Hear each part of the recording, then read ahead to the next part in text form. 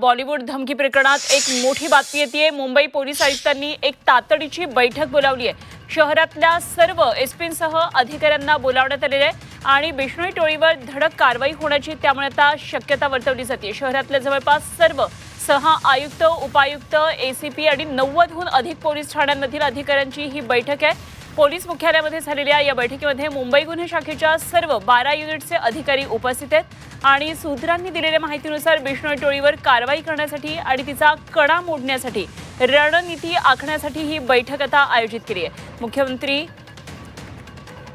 देवेंद्र फडणवीस यांच्या घोषणेनंतर मुंबई पोलिसांची ही महत्त्वाची बैठक आहे। अश्विनी पांडे आमचे प्रतिनिधी आपल्याबरोबर आहेत। आणखी सविस्तर माहिती जाणून घेऊया। अश्विनी, अत्यंत महत्त्वाची पोलिसांची बैठक आहे। महत्त्वाचे सर्व पोलीस अधिकारी बैठकीसाठी उपस्थित आहेत। बॉलिवूडमध्ये येत असलेल्या धमक्यांच्या पार्श्वभूमीवर बैठक असल्याचं कळतंय।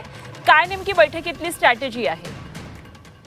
ही बैठक एक मासिक बैठक सारख्या दर मासिक हे घेण्यात येतं, पण यावेळी काल एक स्टेटमेंट देवेंद्र फडणवीस यांनी दिली होती की जितके आरोपी हे जे आहेत धमकी देत आहेत बॉलिवूडचे सेलिब्रिटींना, त्यांना आपण शोधून काढू आणि ठोकू, आमची पोलीस सक्षम आहे असं त्यांच्या वक्तव्य होतं। आणि काल त्यांनी वक्तव्य दिलं आणि आज एक क्राईम बैठक जे आहेत ते घोषित करण्यात आला आणि सीपी जे आहेत आपले देवेंद्र भारती यांच्या अध्यक्षतेखाली ही बैठक करण्यात येत आहे। यामध्ये 90 पेक्षा जास्त जितके पोलीस स्टेशन आहेत सगळे senior PI, crime branch unit जे 12 युनिट आहेत ते सगळे त्यांचे senior PI, DCP crime, ACP crime, joint CP crime आणि सगळे जे जॉईंट सीपी आणखीन आणि झोनल डीसीपीच आहेत, सगळ्यांची बैठक आता पोलीस मुख्यालयात चालू आहे। आणि या बैठकमध्ये लॉरेन्स बिश्नोई गँगचा जो एक इथे त्यांच्या धमकीचा एक जो श्रृंखला चालू आहे